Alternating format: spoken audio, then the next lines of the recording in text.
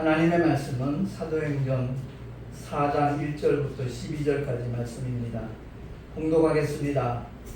사도들이 백성에게 말할 때 제사장들과 성전 맡은 자와 사두개인들이 이르러 백성을 가르치마 예수를 들어 죽은 자 가운데서 부활하는 도 전함을 싫어하여 저희를 잡음에 날이 이미 저문 고로 이튿날까지 가두었으나 말씀을 들은 사람 중에 믿는 자가 많으니 남자의 수가 약 5천이나 되었더라. 이튿날에 관원과 장로와 서기관들이 예루살렘에 모였는데 대제사장 안나스와 가야바와 요한과 알렉산더와 및 대제사장의 문중이 다 참여하여 사도들 가운데 세우고 묻되 너희가 무슨 권세와 네 이름으로 이 일을 행하였느냐. 이에 베드로가 성령이 충만하여 가로되 백성의 관원과 장로들아 만일 병인에게 행한 착한 일에 대하여 이 사람이 어떻게 구원을 얻었느냐고 오늘 우리에게 질문하면 너희와 모든 이스라엘 백성들은 알라. 너희가 십자가에 못 박고 하나님이 죽은 자 가운데서 살리신 나사렛 예수 그리스도의 이름으로 이 사람이 건강하게 되어 너희 앞에 섰느니라. 이 예수는 너희 건축자들의 버린 돌로서 집 모퉁이의 머릿돌이 되었느니라. 다른 이로서는 구원을 얻을 수 없나니 천하 인간의 구원을 얻을 만한 다른 이름을 우리에게 주신 일이 없음이니라 하였더라. 아멘. 기도하겠습니다. 하나님 아버지 은혜를 감사합니다. 한 주간도 주께서 지켜주셔서 주 앞에 나와 편안한 심령으로 하나님을 예배할 수 있도록 복 주시니 참으로 고맙습니다. 오늘 증거되는 하나님의 말씀 위에 주께서 성령으로 기름 부으셔서 깨닫게 하시고 우리 모두가 다 그 말씀대로 순종하리라 결단할 때 그대로 실행할 수 있는 믿음의 능력도 주께서 허락하여 주시옵소서. 전하는 자 듣는 자 다 함께 큰 은혜 있기를 간절히 바라옵고 우리 구주 예수 그리스도 이름으로 감사하며 기도하옵나이다. 아멘. 무더위가 계속 기승을 부리고 있는데 오늘이 8월 마지막 주일이네요. 이제 9월달로 접어들면 폭염도 한풀 꺾이지 않겠는가 이렇게 기대를 하게 됩니다. 오늘 이 시간 우리가 정말 하나님 말씀을 대할 때 사도들을 붙잡아서 가두기도 하고 너희가 도대체 무슨 권세로 누구 이름으로 이런 말을 하느냐 가르치느냐 이렇게 대제사장들이 질문을 했을 때 베드로의 대답이 분명히 우리에게 확실하게 말씀하잖아요. 너희와 모든 이스라엘 백성들은 알라. 너희가 십자가에 못 박고 하나님이 죽은 자 가운데서 살리신 나사렛 예수 그리스도의 이름으로 이 사람이 건강하게 되어 너희 앞에 섰느니라 라고 선포를 합니다. 그렇습니다. 교회 강단 설교권은요 하나님께서 기름 부어 세우신 목회자들에게 있습니다. 근데 많은 목사님들 중에 물론 목회 연륜이 짧아서 그럴 수 있겠다라고도 생각이 될 수 있지만 이 강단에서 굉장히 그야말로 두려워하고 불안해하고 또 어느 분들도 간혹 만나게 되거든요. 저도 처음에 목회를 시작할 때 그런 마음이 없잖아 있었습니다. 그런데 제가 목회를 하는 것이 아니라 성령께서 나를 쓰신다라는 깨달음이 있고 난 다음엔 그 다음부터는 아무리 많은 사람들이 있어도 심지어 총회장이 되고 난 다음에 많은 총대원들 목사님들 앞에서 말씀을 전하게도 그런 모양새는 전혀 느껴지지도 않고 아마 모든 분들이 그것은 동일하게 깨닫고 그랬을 겁니다. 그래요. 나는 다만 하나님의 도구로 쓰임받는 시간이지 내가 하나님의 말씀을 가르치는 시간이 아니라는 것 그것만 깨달으면 돼요.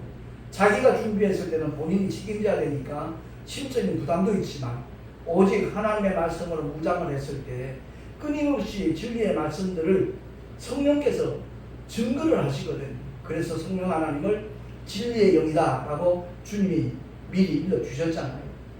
오늘 본문을 통해서 우리가 꼭 기억해야 될 것이 있습니다. 만물이 다 하나님의 것입니다. 그런데 유독 교회만은 하나님께서 자기 피로 값주고 사셨다라고 성경은 우리에게 말씀하고 있거든요. 그래서 주님이 예수 믿고 구원받은 하나님의 사람들에게 이제 십자가에서 피 흘려 죽으시고 부활하신 다음에 주님이 그들에게 성령을 기다리라 그랬잖아요. 그리고 십자가 위에서 주님이 분명히 일러주신 말씀을 우리가 꼭 기억을 해야 돼요. 세상 죄를 다 짊어지고 주님이 하나님의 어린 양으로 피 흘려주시고 그야말로 모든 죄를 깨끗하게 하시고 사망 것에 깨뜨리신 그 주님께서 말씀하신 메시지가 마태복음 28장 18절에서 20절에 있는데 핵심적인 메시지만 주보에 썼습니다. 한번 한 목소리를 읽겠습니다. 시작. 하늘과 땅의 모든 권세를 내게 주셨으니 모든 족속으로 제자를 삼아 침례를 주고 너희에게 분부한 모든 것을 가르쳐 지키게 하라. 아멘. 주님이 이 말씀을 하시기 전에 하늘과 땅의 모든 권세를 내게 주셨다. 이 말씀을 하시는 이유는 너희에게도 동일하게 이 권세를 준다는 얘기입니다. 성령이 오셔서 그것을 분명하게 입증하고 증거해 주실 것이다 라는 말씀을 하시는 건데 우리가 할 일은 무엇인가? 모든 족속으로 제자 삼으라는 겁니다. 인종차별하지 말고 어떤 민족은 거부하고 어떤 민족은 선택하고 이것이 아니라 모든 민족을 분명히 제자로 삼는 일에 앞장서라는 겁니다. 그리고 구체적으로 할 일은 침례주라는 겁니다. 그래요. 일본어 성경은 밥티저로 외래어로 그대로 번역이 되어 있어요. 근데 우리나라는 성경을 번역할 때 그 당시 불교 문화권에 많은 영향을 받다 보니까 사람이 죽으면 그 시신을 부정한 것에서 깨끗하게 한다는 그런 의미로 물을 뿌리는 그런 의식이 없잖아요. 있었거든요. 그래서 뿌릴 책자를 쓰는 겁니다. 깨끗하게 씻는다는 그런 의미로. 그러나 성경은 분명히 침례기 세례가 아닙니다. 약식 세례라는 말은 성경에도 없는 말이에요. 그게 바로 인본주의의 산물이기도 합니다. 주님도 분명히 요단강에서 침례 요한에게 침례 받으셨지 약식 세례 그런 거 전혀 언급하지 않고 있습니다. 그래서 침례 주라는 겁니다. 옛사람이 물속에 잠겨서 장사 지내고 물속에서 올라올 때는 부활하신 주님과 연합하는 의식이 바로 침례거든요. 그래서 침례를 주고 그 다음에는 내가 너에게 분부한 모든 것을 가르쳐 지키게 하라 라고 주님은 말씀하고 있습니다. 그래요. 복음서에 기록되어져 있는 주님이 하신 말씀들 그 말씀들을 성도들에게 가르쳐야 되는 거거든요. 믿지 않는 자들에게 전해야 되는 거거든요. 그런데 오늘날 인본주의 목회자는 하나님께서 분부하신 것을 가르치는 것이 아니라 다른 것을 자꾸만 가르치고 있습니다. 무슨 세미나를 뭐니 하면 다녀가면서 누군가가 기만하게 어떤 아이디어를 이렇게 내놓으면 그럴듯하니까요. 그것 가르치느라고 하나님의 말씀은 뒷전일 경우가 굉장히 많이 있습니다. 그게 정말 너무 안타까운 현실이 아니겠는가 저는 그렇게 항상 느끼고 있습니다. 그래서 사도행전 4장 2절에 보면 예수를 들어서 죽은 자 가운데서 부활하는 도 전함을 싫어했다 그러거든요. 당시 대제사장들이 그것을 싫어해서 잡아서 이렇게 가두었다라고 오늘 본문은 우리에게 말씀을 하고 있습니다. 오늘날 현대교회 강단이 왜곡되고 변질된 교회들은 심각할 정도로 이런 부분들이 나타나고 있는 겁니다. 기독교의 핵심은요, 주님의 십자가의 죽음과 부활입니다. 주님의 십자가의 죽으심이 우리의 죄를 사하신 것이고, 부활은 그 모든 죄를 사했다라는 명백한 증거로 사망 문제에 깨뜨리시고 살아나신 사건, 그것이 바로 예수 그리스도의 부활의 사건인 줄로 믿으시기 바랍니다. 우리 모두가 이 믿음을 가져야 돼요. 오늘날 현대교회의 강단은 왜곡되어 있습니다. 변질되고 있습니다. 그래서 어느 철학자의 주장, 그런 이론, 이것들을 하나님의 말씀으로 전하는 것이 아니라 그것을 대체하고 있다는 거죠. 진리의 말씀, 생명의 말씀이 선포되어야 죽었던 영혼들이 살아나는 것인데, 주님이 분명히 제자들에게 읽어주신 말씀이 살리는 것은 영이니 육은 무익하다. 거기서 말씀하는 육이 뭐냐? 세상의 주장들이에요. 철학자들의 이론입니다. 그 육은 무익하다는 거죠. 하나님에게서 나오신 생명의 메시지가 아니라는 것을 오늘날 우리 모든 믿음의 사람들은 깨달아야 될 줄로 믿습니다. 분명히 우리는 알아야 됩니다. 부활이 기독교의 핵심임에도 불구하고 십자가의 복음을 듣기가 어려운 시대에 우리가 살아가고 있습니다. 유튜브에도 보면 많은 설교들이 이렇게 흘러나오잖아요. 근데 거기서 정말 회개와 십자가의 부활을 강조하는 메시지는 그렇게 많지 않아요. 예전에 제가 70년대에 처음 교회를 다니고 부흥 강사들이 와서 메시지를 전할 때는 가장 강조하는 게 회개였거든요. 회개하라, 천국이 가까웠다. 회개하지 아니하면 아무리 교회를 열심히 다니고 11조를 내고 헌금 생활을 많이 한다 할지라도 하나님의 나라와는 상관이 없다 하는 것을 일깨워 줬었습니다. 그래서 사도들이 옥에 갇힌 이유가 뭡니까? 협박을 받은 이유가 뭡니까? 부활을 전한다는 이유 때문에 그렇습니다. 오늘날도 강단에서는 이제 사람들이 듣기 좋은 말, 성도들이 듣기 좋은 말, 어떻게 하면 잘 살고, 어떻게 하면 돈을 많이 벌고, 어떻게 하면 출세할 수 있나, 이런 데 대한 관심이 쏠리고 있는 것이지, 정말 하나님께서 우리에게 주시기를 원하시는 생명과 그 천국의 메시지에 대해서는 귀를 막고 있더라고요. 너무너무 안타까운 현실입니다. 제가 9월 9일날 총회장으로서 마지막 설교를 하게 되는데, 그날은 정말 어느 때보다도 강한 메시지를 선포할 것을 하나님께서 제게 계속 감동을 주고 있거든요. 정말 우리는 십자가의 정의 군병으로 택함을 받았고 부르심을 받은 하나님의 군대이어야 되는데, 도대체 십자가의 정의 군병인지 오합지졸인지 분간이 안 되는 그런 경우 없잖아. 굉장히 많이 있습니다. 정말 우리 모두가 다 하나님 앞에 진실하게 서야 돼요. 제가 그날 말씀을 전할 때는 어떤 총회장의 권위가 아닙니다. 제가 이제 만 71세가 되어가는데 71년 동안 세상을 살아온 그 연륜을 가지고 메시지를 전하는 게 아니라는 거죠. 오늘 하나님께서 우리에게 주신 권세는요, 하늘의 권세예요. 땅의 권세예요. 그 권세를 성령으로 우리에게 허락을 하셨고, 이미 우리 영 속에 와 계신 성령 하나님은 그 모든 권세들을 통해서 진리의 말씀이 선포되고 증거되도록 지금도 역사하시는 줄로 확실히 믿으시기를 예수 이름으로 축원합니다. 오로지 성령 하나님의 감동 감화, 성령 하나님의 인도하심을 따라 저는 쓰임받을 뿐이에요. 내가 어떤 계획을 세우는 것이 아니고, 예전에 그렇게 목회를 해왔었어요. 열심히 세미나 다니면서 배워가지고 그것을 전부 다 메모했다가 주일날 한 주간 세미나 가서 배웠던 것을 써먹으면 또 희한하게도 성도들은 은혜 받았다 그러니까 그게 목회인 줄 알고 그런 목회를 24, 5년 하다가 14년 전이죠. 벌써 14년 지났네요. 정말 하나님의 복음 앞에 서는 시간을 갖게 되었습니다. 내가 그전에 군생활하면서 신약 성경을 500도 가는 그런 하나님의 놀라운 은혜를 입었음에도 불구하고 그 말씀들을 내 머리에서 연구하고 어떤 결론을 내려서 선포했지, 성령 하나님께 주시는 감동을 따라 전한 적은 그리 많지 않았더라고요. 그래서 나 옛사람 십자가에 못 박아버리고, 그래서 이런까지 계명을 하고 목회를 새롭게 시작하게 되니까 저는 택시 운전하는 게 조금도 부끄럽지도 않고요, 창피하지도 않습니다. 이 수도권에 택시하는 목사님이 3,000명이 훨씬 넘는다는 얘기를 기독교 방송에 출연해서 제가 얘기를 들었거든요. 근데 그분들은 무슨 이유 때문인지 모르지만 신분을 밝히지 않는 경우가 거의 90%라는 거예요.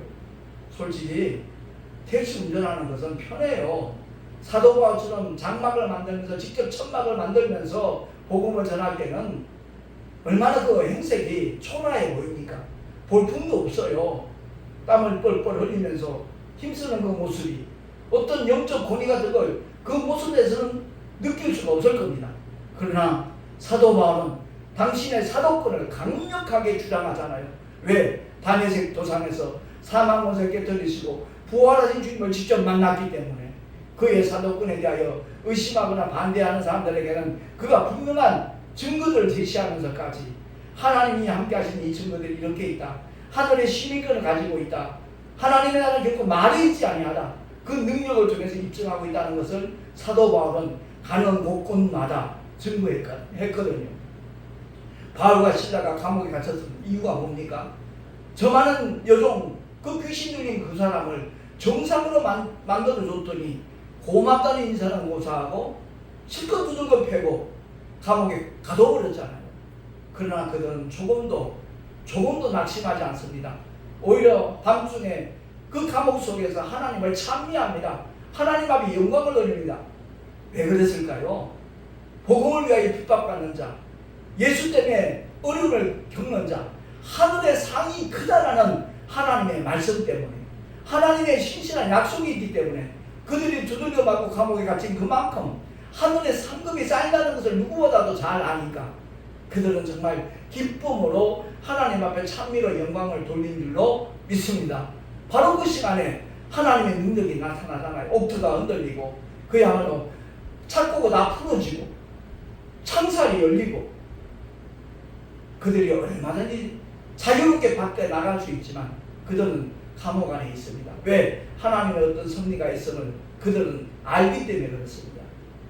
그러니까 간수가 자기 인생 끝났다 생각하거든요. 그 당시 로마법이 죄수를 감시하던 사람이 죄수를 놓쳐버리면 자기 목숨을 대신해야 되거든요. 그래서 자결하려고 그랬던 거예요. 그때 그 감옥 안쪽에 컴컴한 데서 내 몸 해야지 마라, 우리 여기 있다, 도망 안 갔다. 그때 간수가 하는 얘기 뭐예요? 형제들아, 내가 어찌할까? 내가 어찌하여 구원을 받을까? 주 예수를 믿어라. 그리하면 너와 내 집이 구원을 얻으리라. 아멘. 그렇습니다. 우리가 하나님의 인도하심을 따라 나가기만 하면 때로는 억울할 때 있어요. 누명 쓸 때도 있어요. 핍박받을 수도 있어요. 그러나 그 모든 과정을 지켜보시는 하나님이 계시기에, 뿐만 아니라 우리 안에 성령 하나님이 와 계시기에 그 모든 과정까지도 주님은 지켜보고 계시는 줄로 믿으시기 바랍니다. 그래서 그들이 하나님 앞에 찬양을 했던 거예요. 현대 목회자들의 경우 과연 십자가의 정의 궁정으로 일을 하고 있는가? 어떤 교리 문제 때문에 그냥 갈라치기 하려고 하는 그런 목사들이 생기지 않나? 참 안타까워요. 장로교나 침례교나 감리교나 뭐 하나님의 성회나 다 교리가 조금씩 달라요. 그건 교회 정치법이지 하나님의 말씀이 다른 게 아니에요. 그러니까 전체적인 것을 봐야 되는데 부분적인 것을 보고 우리와 다르니까 너는 떠나라, 갈라지자, 아니면 더 나아가서 너희는 이단이다라고 얘기까지 하잖아요. 물론 이단은 분명히 존재합니다. 하나님의 말씀을 인정하지 않고 거부하고 다른 주장을 한다면 그것은 교리가 다른 것이 아니라 그 사람들은 분명히 이단임에 틀림이 없습니다. 그러나 그렇지 아니하고 하나님의 말씀을 통해서 나름대로 교단마다 교리가 새로 만들어져 있는데 그 차이점이 있다고 해서 우리 교단에서 나가야 된다, 내쫓아야 된다, 이런 식으로 말을 하는 사람이 있다면 그 사람은 결코 진리의 사람이 아니고 하나님의 사람이 아니고 더더구나 성령의 사람이 아니라는 것을 우리가 깨달아야 될 줄로 믿습니다. 제가 9월 9일 10일 1박 2일 동안 있을 가을 정기총회 어느 노회에서 상정안 올린 걸 보고 내가 깜짝 놀랐어요. 이건 있을 수 없는 일인데 너무 기고만장하다, 너무 교만하다, 이 생각까지 들더라고요. 기득권 좋지요. 근데 기득권을 가지고 있는 사람이 더 낮아지고 겸손하면 모든 총회원들이 존경할 겁니다. 화목하고 하나가 될 것입니다. 근데 우리만이 옳고 우리만이 진짜다 하고 다른 노예는 아주 무시해버리고 거부한다면 그것은 결코 하나님이 기뻐하실 일이 아니라는 것을 우리가 깨달아야 될 줄로 믿습니다. 그래서 목회를 얼마나 했든 간에 이 강단에 서는 주의 종들은 어떤 권위가 아니에요. 다른 권위가 아니에요. 오직 하나님의 권위로 예수 그리스도의 이름의 권세를 가지고 이 강단에 서서 오직 생명과 진리의 말씀만 선포한다면 하나님이 기뻐하시고 성령께서 그 말씀을 증거하여 주실 줄로 믿습니다. 그 말씀을 듣는 모든 믿음의 사람들에게 확실한 경험과 체험이 나타나도록 성령 하나님은 일하신다는 거죠. 그래서 우리가 분명히 알아야 될 것은 동일한 시공간에 있을지라도 그 증거되는 말씀을 모두가 다 경험하는가? 그렇진 않다는 거예요. 그 생명과 능력을 경험하는 사람, 받는 사람은 따로 있다는 겁니다. 어떻게 달라지는가? 그것은 다름이 아니라 오직 진리와 생명의 말씀 똑같이 들었는데 그 듣는 사람들 자신에게 달려있다는 것을 우리 깨달아야 될 것입니다. 그래서 데살로니가전서 2장 13절에 사도 바울이 가장 강조하는 메시지 중에 하나거든요. 한번 합독을 하겠습니다. 이러므로 우리가 하나님께 쉬지 않고 감사하는 너희가 우리에게 들은 바 하나님의 말씀을 받을 때 사람의 말로 아니하고 하나님의 말씀으로 받으니 진실로 그러하다. 이 말씀이 또한 너희 믿는 자 속에서 역사하느니라. 아멘. 사도 바울이 강조하는 이 메시지 가운데서 너희가 우리에게 들은 바 하나님의 말씀을 뭐라 그랬죠? 받을 때, 들을 때가 아니고 들은 바 그 하나님의 말씀으로 받음이니 사람의 말로 받지 않고 하나님의 말씀으로 받음이니 진실로 그렇다. 그래서 쉬지 않고 너희를 위하여 기도할 때 감사하고 있다라고 사도 바울은 고백을 하는 겁니다. 그래요. 그 들은 바 말씀이 또한 너희 믿는 자 속에서 하나님의 약속의 말씀을 믿는 자 속에서 그 말씀이 역사한다. 많이 들었다고 그 말씀이 역사하는 것이 아니라 들은 그 말씀을 확실히 믿음으로 소유할 때 하나님의 능력은 제한 없이 나타나는 줄로 믿으시기 바랍니다. 그래서 제가 지금 계속 기도로 준비하는 것은 정말 다름이 아니라 우리 가을 정기 총회를 통해서 모든 총대원들이 모든 교단에 속한 하나님의 사람들이 이와 같은 믿음의 자세, 들음의 자세 가지게 되기를 정말 간절히 소망하면서 기도로 준비하고 있거든요. 그래요. 한 교회의 대표가 되는 목사님이 변하면 그 교회에 소속되어 있는 영혼들도 성도들도 당연히 따라서 영향을 받게 되어 있거든요. 그래서 오늘날 교리적인 목사, 어떤 신앙만 주장하면서 하나님의 말씀 뒷전인 목사들은 생각을 달리 해야 됩니다. 정말로 하나님께서 선지생도를 양육하고 훈련시키는 신학교에서는 다른 것 가르치면 안 돼요. 인본주의 목회 가르치면 안 돼요. 오직 하나님의 생명의 말씀, 진리의 말씀으로 무장할 수 있도록 교수진들이 그렇게 가르쳐야 돼요. 그리고 무엇보다도 중요한 것은 주님의 신정을 가지고 해야 돼요. 그들이 제대로 하나님의 일꾼으로 훈련받고 양육될 수 있도록 그런 아비의 마음을 가지고 교수들이 가르쳐야 돼요. 세상적인 지식, 그럴듯한 어떤 이론, 그걸 잘 가르치면 인기는 없겠지요. 그런데 하나님과는 상관이 없어요. 제가 지난주인가요? 우리 신학교 이사회 정기총회를 하면서 그런 발언을 했어요. 우리 신학교의 교수들은 당연직으로 이사회 정의사가 됐으면 좋겠다. 사실 정의사가 어떤 일을 하는 거 아니? 신학교를 위해서 기도하는 것이고 뿐만 아니라 신학교의 발전을 위해서 한 달에 10만 원씩 회비를 내요. 그 정도 헌신도 없이, 그 정도 참여하는 적극적인 자세도 없이 그가 가르치는 메시지가 과연 학생들에게 얼마나 영향력이 있을까? 그 생각이 제가 총회장으로 2년 임기를 보내는 가운데 늘 느꼈던 부분이에요. 제가 돈이 많아서 10만 원씩 내는 거 아니거든요. 택시 전도하면서 제가 돈 버는 일이 이렇게 힘든 일이구나 하는 것을 알았어요. 예전에 한국기독교 영풍에서 부흥회 나가면 한 번 설교하고 80만 원 받은 적도 있어요. 1시간 설교하고. 굉장히 고맙긴 하더라고요. 그리고 그 시대에 제가 목회할 때는 부흥회 인도 나가면 아니면 교회에서도 마찬가지예요. 성도들이 헌금하면 헌금 봉투에 들어있는 액수에 따라서 느껴지는 감동이 좀 차이가 나더라고요. 그런데 11년 전에 택시를 시작하고 난 다음에는 돈 버는 일이 이렇게 힘든 일이구나.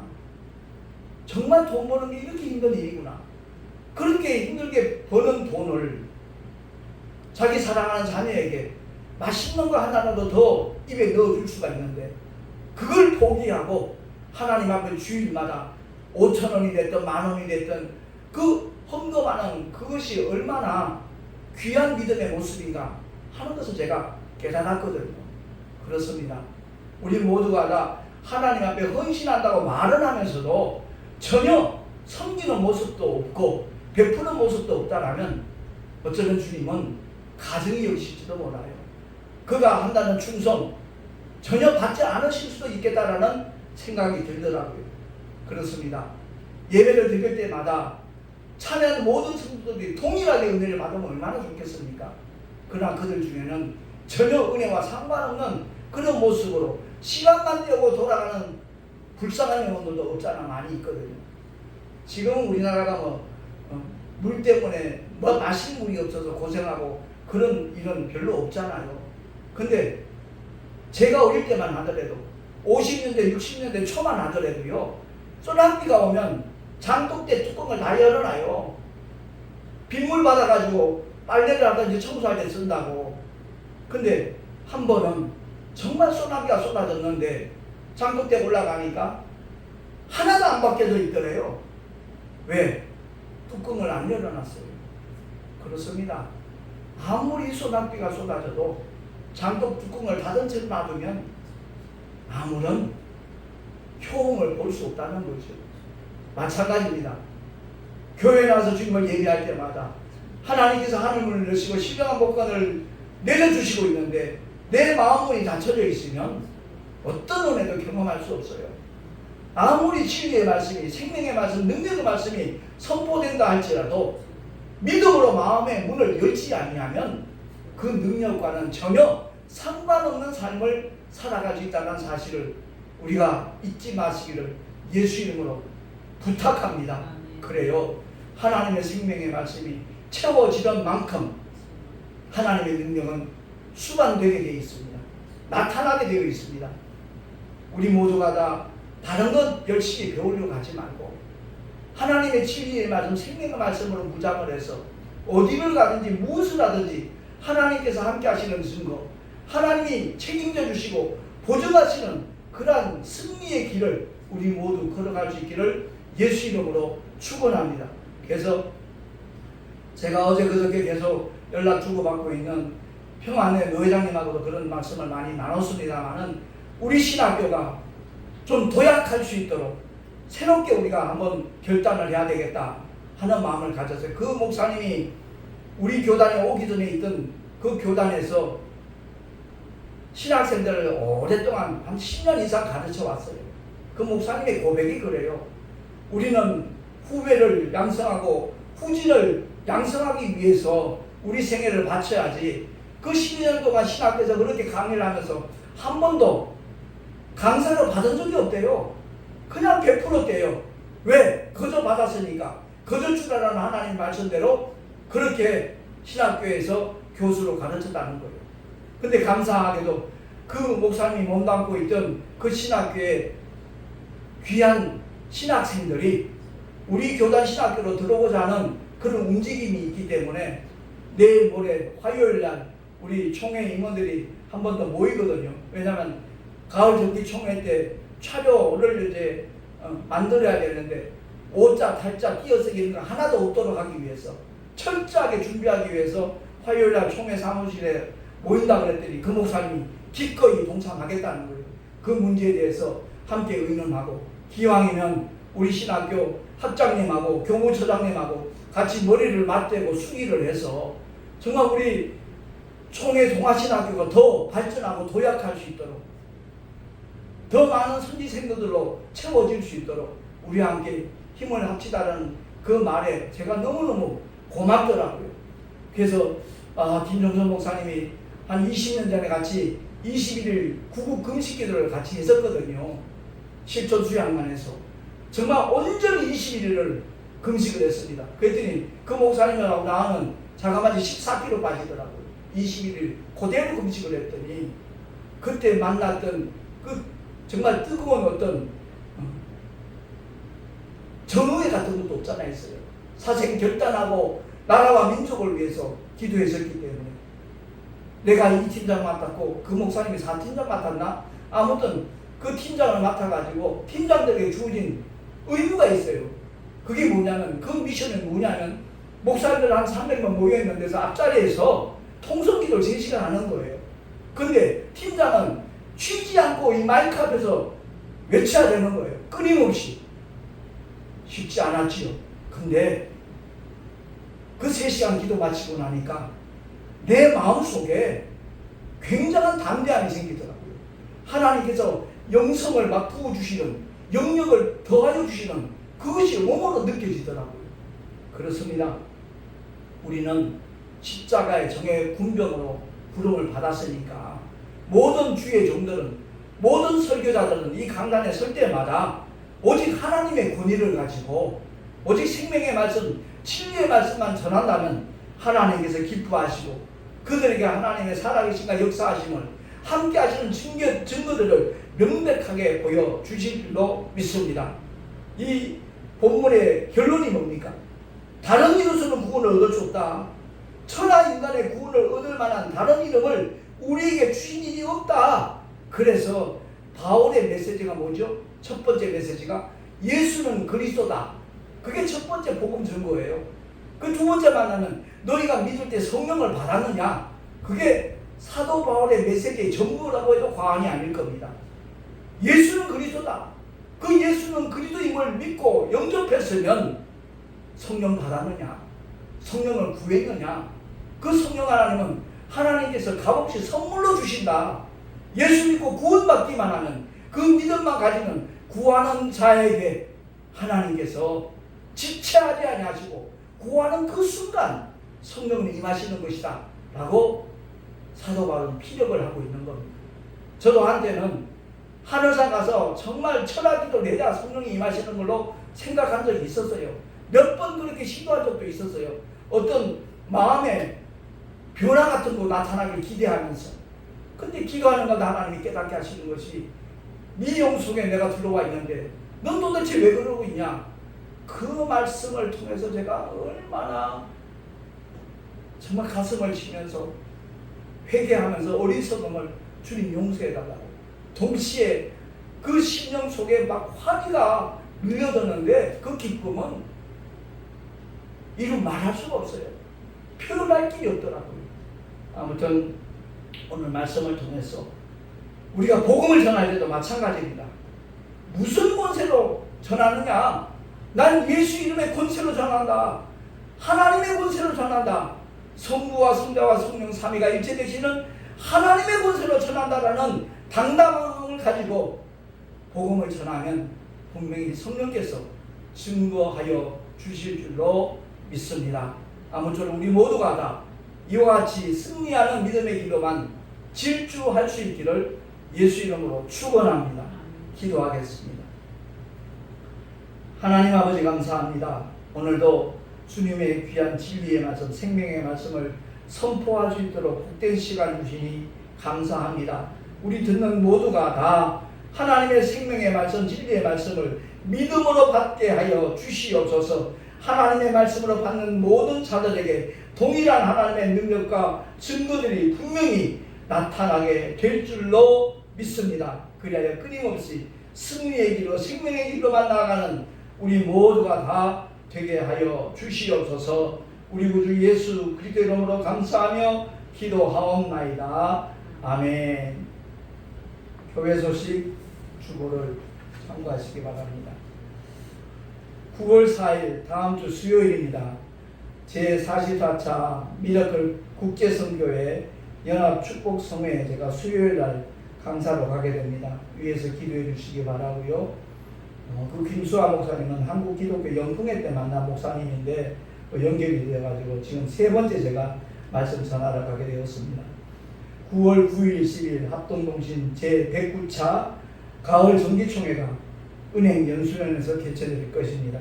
좋은 일기도 하나님 주시라고 기도해 주시고 그야말로 하나님 은혜 가운데 꼭 총회를 위해서 헌신할 수 있는 귀한 목사님들이 임원으로 뽑힐 수 있도록 함께 기도해 주시면 대단히 감사하겠습니다. 이제 2주 남았습니다. 총회장 연임 임기가 끝날 때까지 잘 마무리할 수 있도록 기도해 주시기를 부탁드립니다. 드린 예물 위하여 기도하고 축도로 예배를 마치도록 하겠습니다. 하나님 아버지 은혜를 감사합니다. 언제나 주의 생명의 말씀에 귀를 기울이게 하시고 믿음으로 받아들일 수 있는 귀한 믿음을 우리에게 허락하시니 감사합니다. 주님을 예배하며 아름다운 예물을 드렸습니다. 11조와 헌물 기쁘시게 받아주시고 하나님의 뜻이 이루어지는 일에 아름답게 쓰여지게 하여 주시옵소서. 무릎 수술을 받고 병원에 입원해 있는 지명수 목사님에게 긍휼과 은혜를 역사해 주셔서 깨끗하게 치유되어서 더 힘있게 활발하게 복음을 위해서 수고할 수 있는 하나님의 귀한 여종이 되게 하여 주시옵소서. 우리 구주 예수 그리스도 이름으로 감사하며 축복하며 기도하옵나이다. 아멘. 이제는 우리 주 예수 그리스도의 크신 은혜와 하나님 아버지의 영원하신 사랑하심과 보혜사 성령 하나님의 내주교통 인도하심과 축복하심이 오늘 주의 말씀을 듣고 말씀을 전할 때나 복음을 전할 때 하나님의 권위로 하리라 결단한 하나님의 사람들 머리 위에 그 가정과 자녀들과 경영하는 모든 일들과 삶의 자리 위에 또한 주께서 피로 값주고 세우신 주님의 모든 교회들 위에 합동 동신총회 위에 지금으로부터 영원토록 함께 있을지어다. 아멘.